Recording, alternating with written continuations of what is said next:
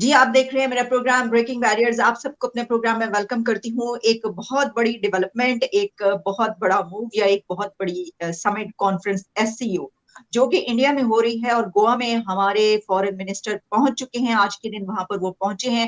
انہوں نے ایک ویڈیو میسج بھی ریکارڈ کیا جو بھیجا، جس میں انہوں نے کہا کہ I'm very happy to be in the state of Goa, اور انڈیا میں مجھے بہت خوشی ہو رہی ہے آ کر. اور انہوں نے کچھ اس طرح کا سننے کو ملا کہ شاید بائی لیٹرل میٹنگز بھی ہو سکتی ہیں. کوئی ڈائریکٹ انہوں نے بات نہیں کی، لیکن میسج یہ تھا.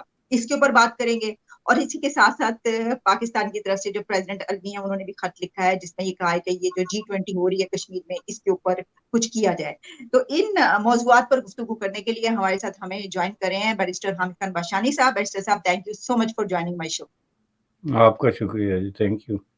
سر، جیسا کہ میں نے آپ کو بتایا کہ اس وقت ہر طرف چرچا ہے پاکستان اور انڈیا کا. حالانکہ SCO میں چائنا بھی شامل ہے، اور اس میں اس کے علاوہ رشیا بھی شامل ہے. تمام فورن منسٹرز وہاں پہ پہنچے ہوئے ہیں. لیکن سب سے زیادہ جو لکھا جا رہا ہے، میں دیکھ رہی تھی الجزیرہ اور CNN، گارڈین، ہر جگہ پر یہ چل رہا ہے کہ کیا پاکستان اور انڈیا کے بیچ جو ٹینشنز ہیں وہ ہمارے فورن منسٹر کے وہاں پر جانے کی وجہ سے کم ہو سکتی ہیں یا ختم ہو سکیں گی؟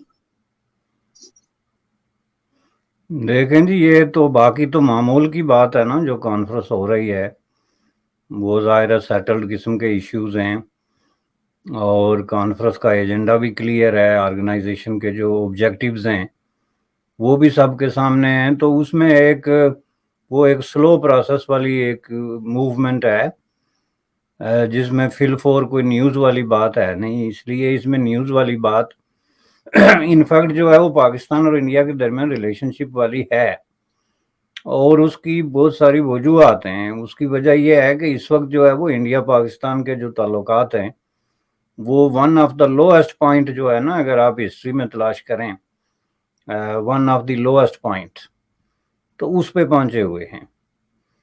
یعنی جو تعلقات بظاہر ہیں اور عوام کی نالج میں ہیں، اب بیہائنڈ دا سین کیا انڈر ٹیکنگز ہیں یا کس قسم کی ارینجمنٹس ہیں وہ ارریلیونٹ ہیں، چونکہ ظاہر ہے کہ میڈیا یا عام لوگ جو ہے وہ وہی چیز دیکھتے ہیں جس کو حکمران ایکسیپٹ کرنے کے لیے تیار ہیں.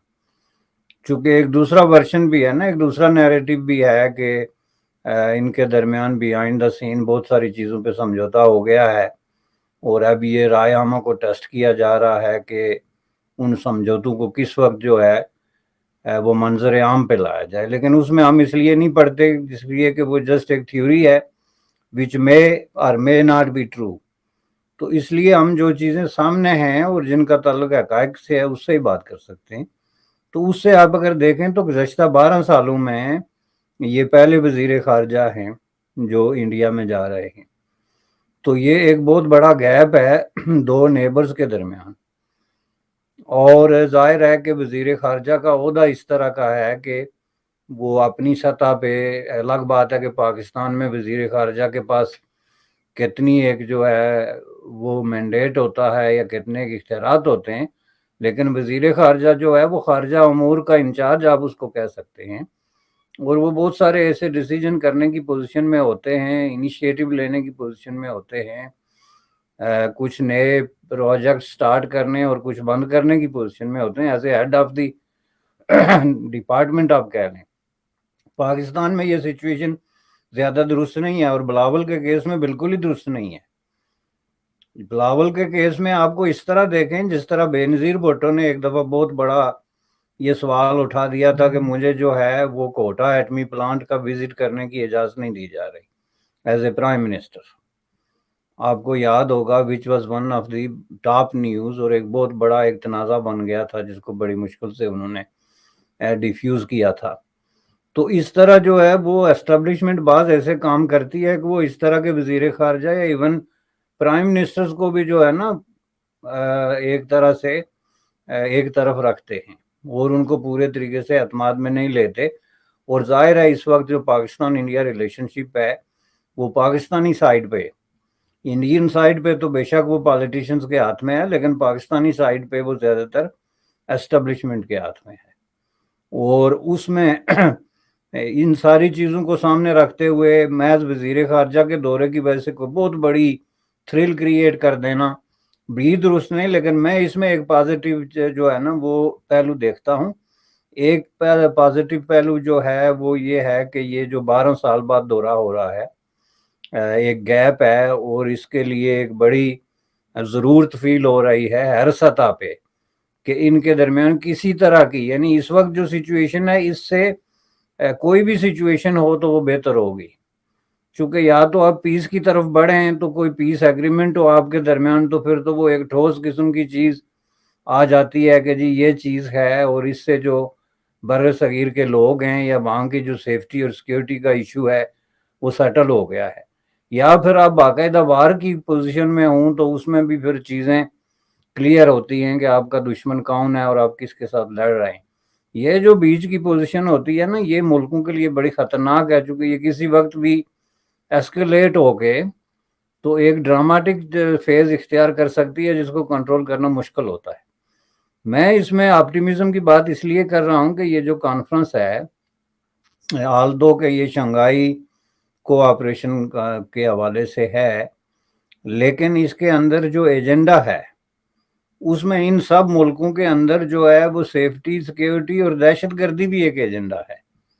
اب جب انڈیا اور پاکستان جو ہے وہ 6-7 لوگوں کے درمیان بیٹھ کے تو ایک دوسرے کے ملکوں کے اندر، یہ بڑی امپورٹنٹ چیز ہے کہ ایجنڈا کیا ہے. ایجنڈے میں دہشت گردی شامل ہے for each and every participant. مثلا دہشت گردی کا ایشو جو ہے وہ روس، چین، انڈیا، پاکستان ان سب کے اندر ڈسکس ہوگا. تو ظاہر ہے جب یہ ڈسکشن ہوگی جی کہ پاکستان کے اندر دہشت گردی ہے، تو اس کو پھر اس بات سے الگ نہیں کیا جا سکتا کہ انڈیا ایک عرصے سے کہہ رہا ہے کہ پاکستان کے اندر جو ہے اس طرح کی دہشت گردی کی فیسلٹیز ہیں، جو انڈیا کی طرف لوگ جو ہے آتے ہیں یا انڈیا میں جو دہشت گردی ہوتی ہے اس کے تانے بانے جو ہیں وہ جا کے وہاں سے ملتے ہیں. تو یہ تو پھر ایک ڈائریکٹ ڈائلاگ شروع ہو گیا نا، جو سب سے موسٹ ان ایزی اور سب سے ڈیفیکلٹ قسم کا سبجیکٹ ہے انڈیا پاکستان کے درمیان. یہ بڑی کلیئر ہے عوام کے لیے. ہم اس کو تھوڑا سا اگر سلیس زبان میں پیش کریں تو انڈیا کا سب سے بڑا اعتراض یہی ہے کہ پاکستان جو ہے وہ کسی نہ کسی طریقے سے دہشت گردی میں انوالو ہے. اور ہم بات اس لیے نہیں کرتے کہ ایک وقت میں دہشت گردی بھی اور امن کی بات بھی نہیں ہو سکتی. یہ ہے انڈیا کا ورژن. پاکستان کا ورژن یہ ہے جی کہ انڈیا کا جو کشمیر کے حوالے سے سٹانس ہے اور جو اقدامات ہیں وہ ہمارے لیے ناقابل قبول ہیں. اور جب تک پاکستان ہماری جو ان معروضات کہہ لیں یا سجیشنز کہہ لیں یا ڈیمانڈز کہہ لیں، ان کے مطابق جو ہے وہ اپنی پالیسی میں چینج نہیں کرتا، اس سے بات نہیں ہو سکتی. یہی دو چیزیں ہیں نا نیٹ شل میں. تو یہ دونوں ڈسکس ہو سکتی ہیں انڈائریکٹلی. پہلی بات یہ ہے کہ جب انڈیا یہ ڈسکس کرے گا پاکستان میں سیکیورٹی اور دہشت گردی کا مسئلہ، تو یہ اس میں آئے گا. اس طرح جب انڈیا کے اندر جو ہے وہ چیزیں ڈسکس ہوں گی تو اس میں ظاہر ہے پاکستان اگر مسئلہ کشمیر ڈسکس کرنا چاہے تو وہ ڈائریکٹلی یا انڈائریکٹلی بنتا ہے. اس کو سیفٹی، سیکیورٹی کسی چیز سے بھی جوڑ کے اٹھایا جا سکتا ہے. تو وہ جو کانفرنس ہوتی ہے وہ چونکہ ان کیمرہ جس کو کہتے ہیں یعنی بند کمرے میں ہوتی ہے، وہ باہر نہیں آئے گی. لیکن میں سمجھتا ہوں کہ انڈیا پاکستان کو ایک دوسرے کی جو لیٹسٹ پوزیشن ہے، جو لیٹسٹ ان کا سٹانس ہے ایشوز پہ، وہ کھل کے سننے کا اور اس پہ انڈائریکٹلی آرگیومنٹ جو ہیں ایکسچینج کرنے کا ایک موقع ملے گا. تو جس کی وجہ سے یہ ڈیپینڈ کرتا ہے کہ بلاول کیا مینڈیٹ لے کے گیا ہے. اگر وہ مینڈیٹ کوئی پازیٹیو لے کے گیا ہے تو he can convey a very very positive message on this occasion. اگر اس کو بس یہ ڈکٹیشن دے دی گئی ہے کہ بھائی صاحب آپ نے جانا ہے، اس لیے جانا ہے کہ چین جو ہے is the leading figure in this forum and obviously ہم اس سے الگ نہیں رہ سکتے. روس بھی اس میں ایک لیڈنگ فیگر ہے اور اس سے بھی ہم الگ نہیں رہ سکتے چونکہ اب ہمارے تیل کے مفادات روس سے جڑنے والے ہیں. تو اس لیے آپ جائیں. تو یہ ایک دوسری بات ہے، یعنی جس میں آپ انسسٹ کریں کہ آپ نے امن قائم کرنا نہیں ہے. لیکن اگر آپ کے دل میں کہیں بھی خواہش ہے امن کے لیے تو میں سمجھتا ہوں کہ this is a good opportunity definitely. Okay sir, اس میں جو لیٹسٹ نیوز کے ساتھ ساتھ خبریں بھی آتی جا رہی ہیں. لیٹسٹ نیوز یہ آ رہی ہے کہ بلاول بھٹو فارن منسٹر اور جو رشیا کی فارن منسٹر ہیں سرگئی لاروف، ان کے بیچ سائیڈ لائن میٹنگ. کہ اس وقت چل رہا ہے.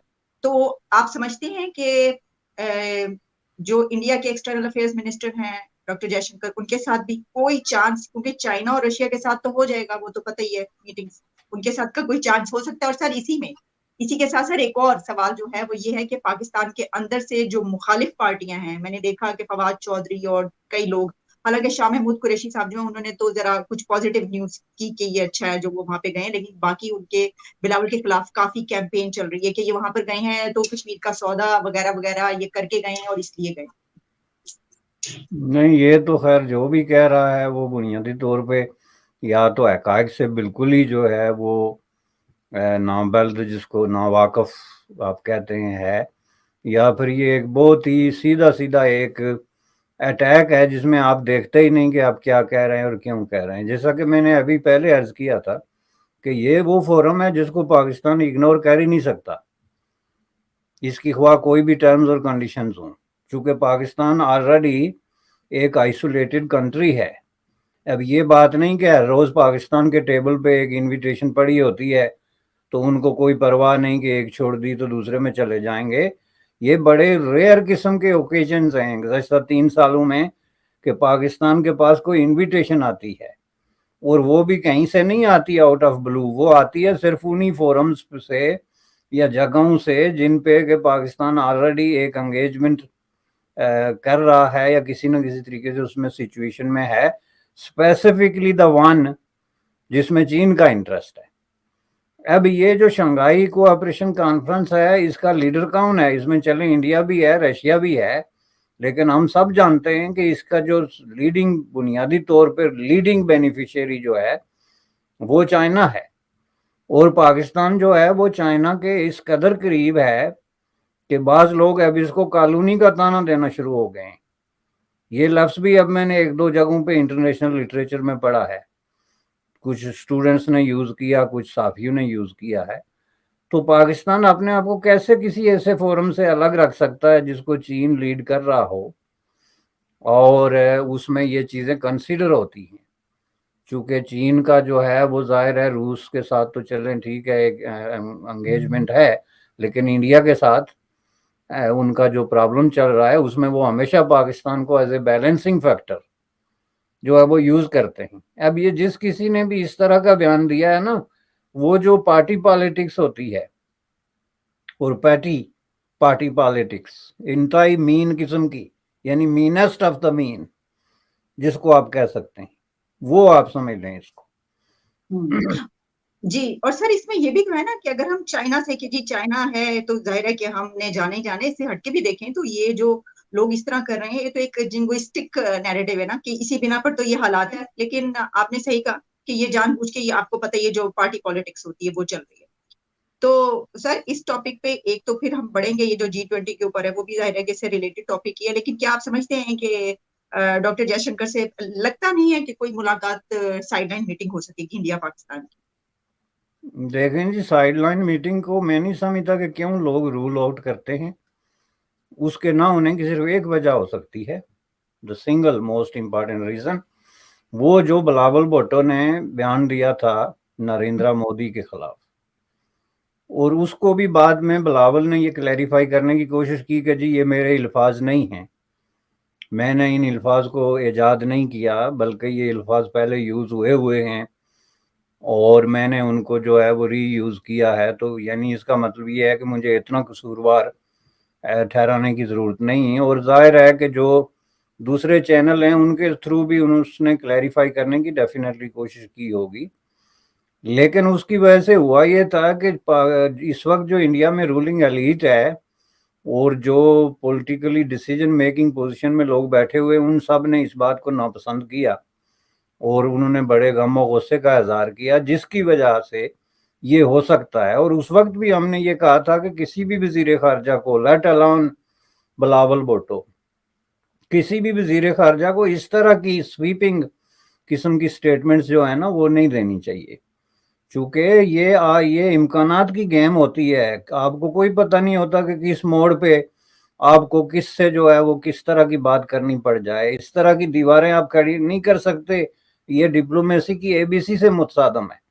تو میرے خیال میں یہ بلاول بھٹو کو بھی کسی نے سمجھایا ہوگا, ممکن ہے اس نے اس کو کسی طریقے سے ریکٹیفائی کرنے کی کوشش کی ہو, لیکن اگر یہ میٹنگ نہیں ہوتی تو اس کی واحد سنگل امپارٹنٹ ریزن یہی ہوگی, otherwise there is no other reason. یہ اس وجہ سے میٹنگ نہیں اگر ہوتی کہ جی ان کے تعلقات بہت خراب ہیں, تو that is not a good reason meeting ہونے کا. یعنی سوال یہ ہے کہ میٹنگ میں ڈسکس کیا ہوا اور اس کا ایجنڈا کیا تھا.